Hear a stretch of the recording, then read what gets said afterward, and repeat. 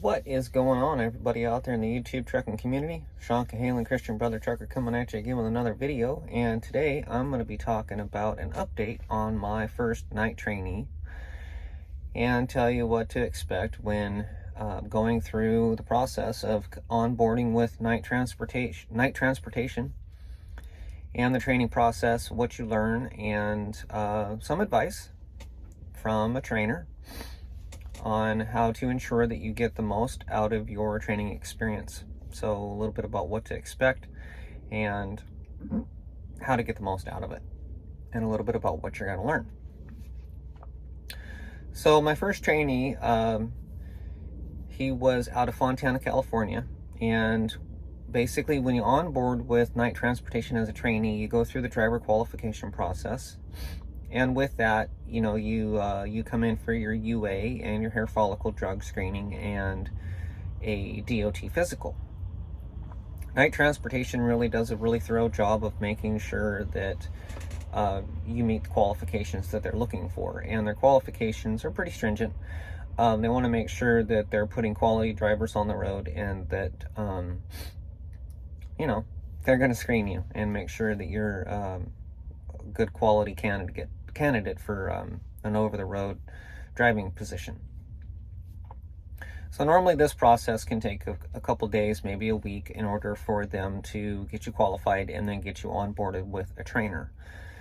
Now with the trainers, what they try to do is they try to find a trainer that is out of the same terminal that you are applying at and getting qualified through.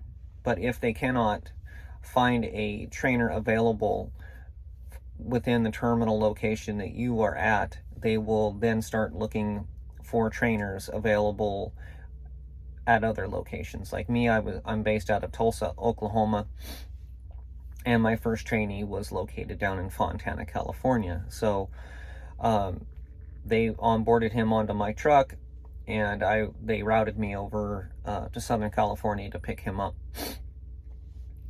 And so keep in mind, this may take a couple of days to get you onboarded after you're qualified, because not all trainees and trainers are going to be based out of the same location. That's what they prefer, and that's what they try to do, but they want to get you out as soon as possible and then get you back and all of that. So if they don't have a trainer available in your location, then what they'll do is they'll start branching out and looking out of that area to try to get you on with an available trainer.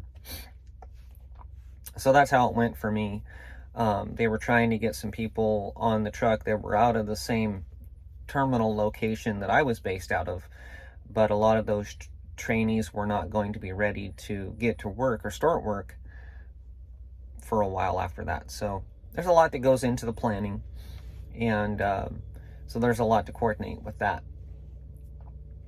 So with basically, you're on the truck for 4 weeks, and you've got to learn how to operate the truck. You've got to learn how to drive the truck, back the truck, and how to do your job safely in all kinds of different weather and all kinds of different terrain.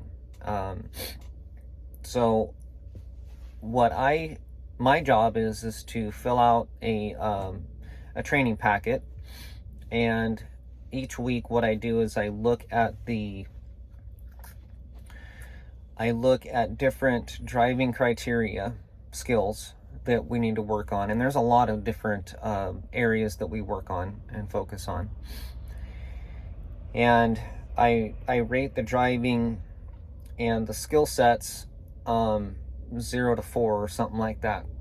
And so what they're looking for is a progression from week 1 to week 2 to week 3 to week 4.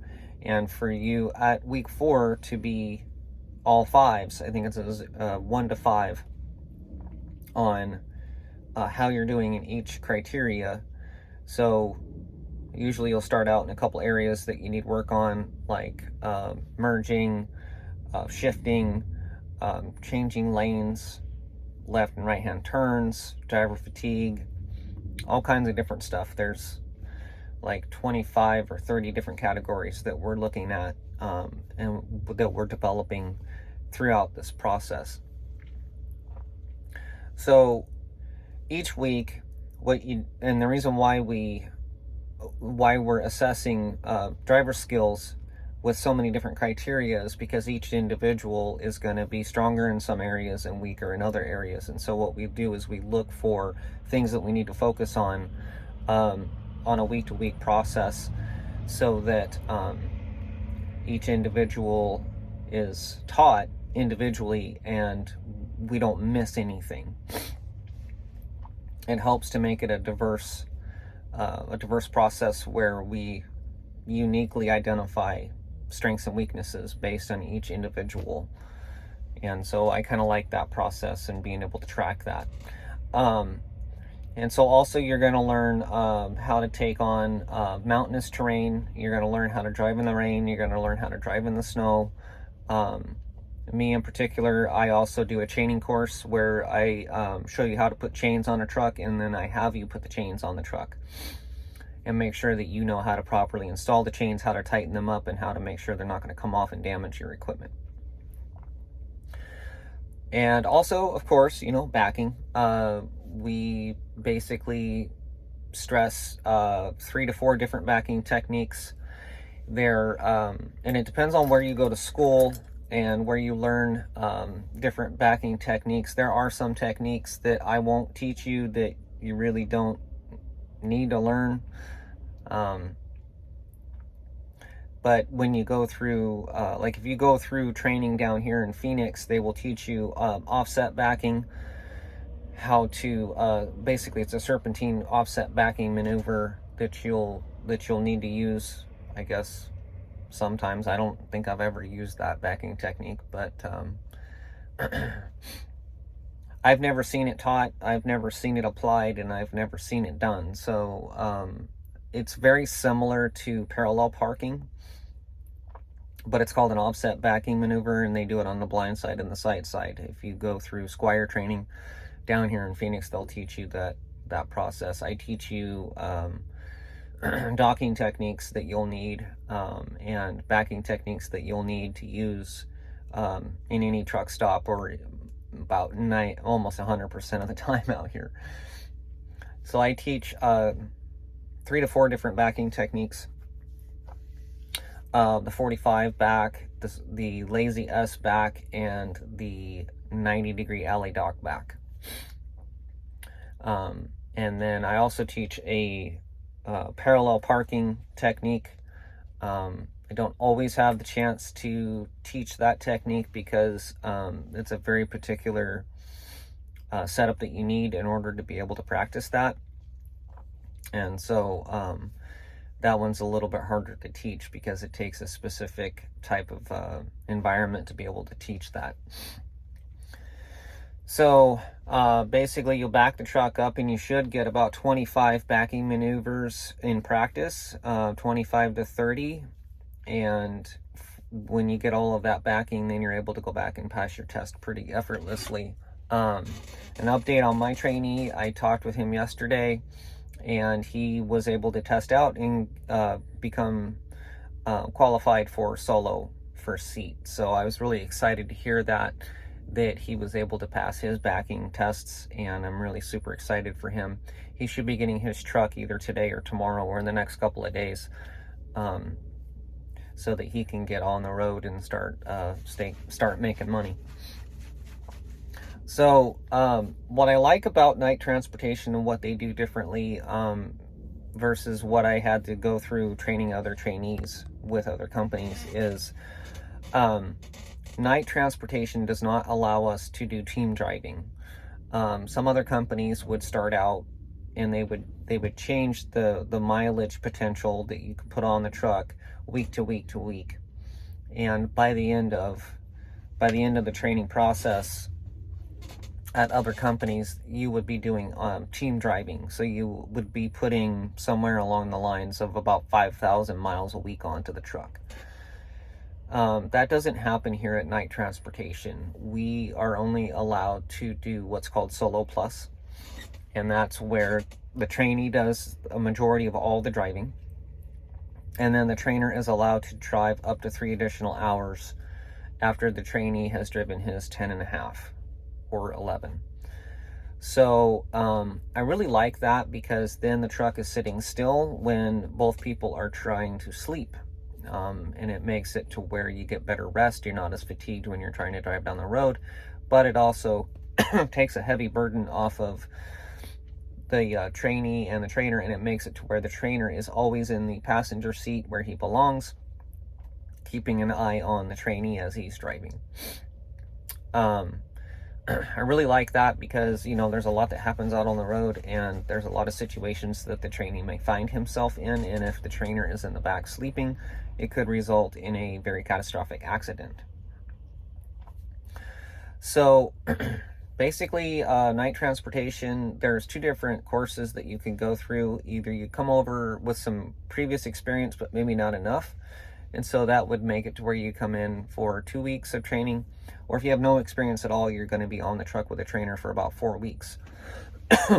Within that 4 weeks, there will be a period of downtime in there where the trainer may want to go home within that time period. And so, like with my trainee, he was on the truck for about a week and a half. I went home for 3 days, and then I got back on the truck and we finished him off and got him sent back to Fontana, California. So there's a lot to balance out, and there's a lot to do, and there's a lot of I think it took us, I had him done in 4 weeks, but there's no mileage criteria that you have to meet.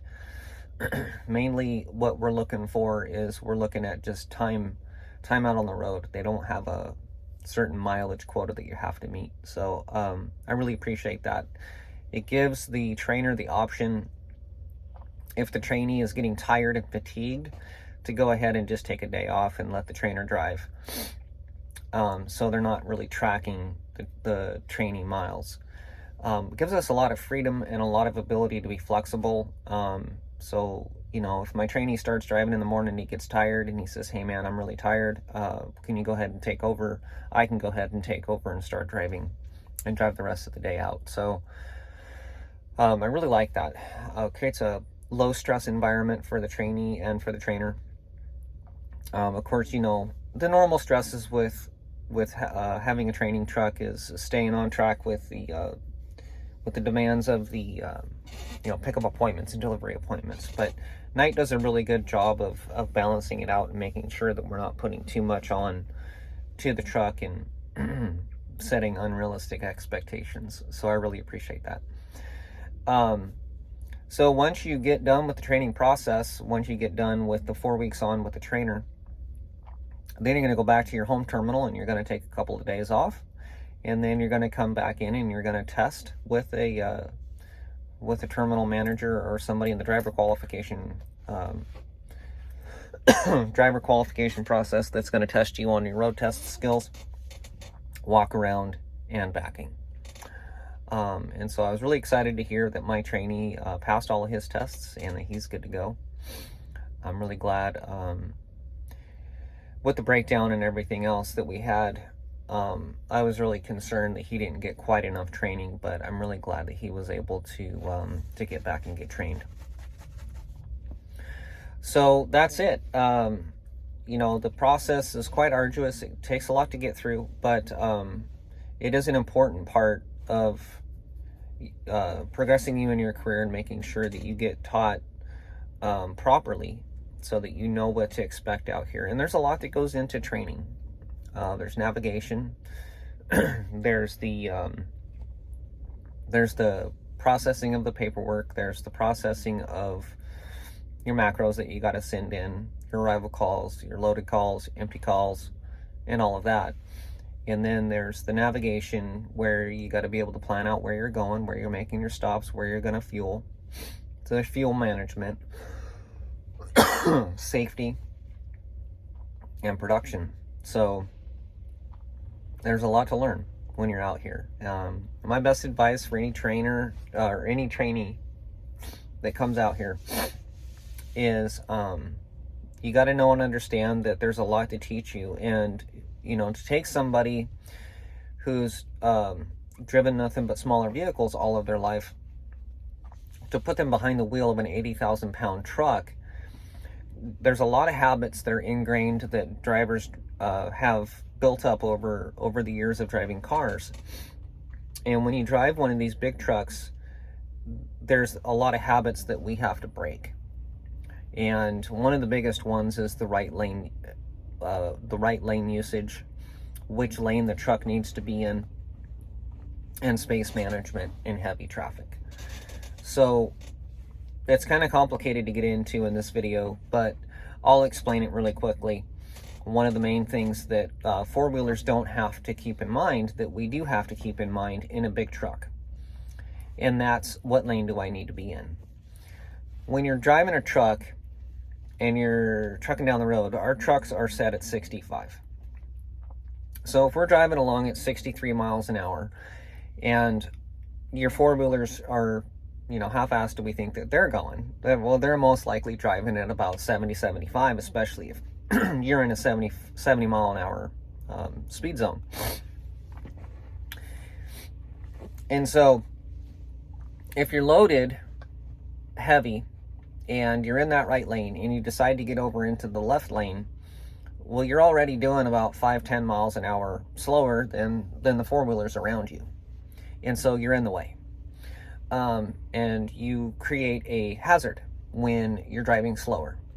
And so anytime you get over into that left lane, you've got traffic behind you that's coming up on your tail at, anywhere from 10 to 15 mile an hour going, they're going 10 to 15 mile an hour faster than you.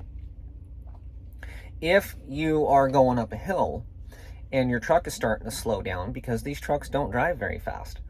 And so if you're at 65 and you start pulling up a hill and you're starting to slow down, or you need to get over, now you're doing 15 miles an hour slower because your truck was doing 65, but now you're doing 50. And then you decide to get over into that left lane. That creates an additional hazard, and now the increased risk of being rear-ended by a motorist who's not paying attention is increased multiple times. So, if you're going 50 miles an hour and you get into that middle lane, now a car that's behind you doing 70 miles an hour, now you're talking 20 miles an hour difference in road speed. And so now you're impeding traffic, but you're also creating a higher risk of being rear-ended by somebody who's not paying attention. Now let's take what we know about four-wheelers in general.